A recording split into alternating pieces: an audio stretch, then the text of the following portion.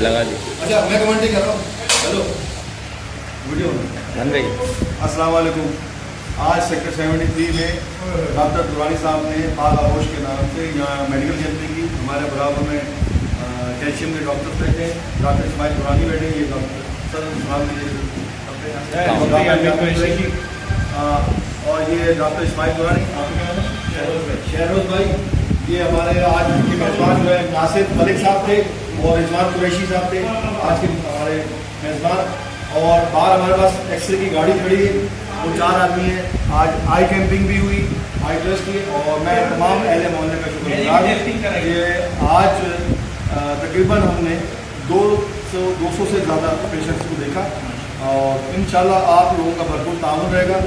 जज़ाकल्लाह खैर।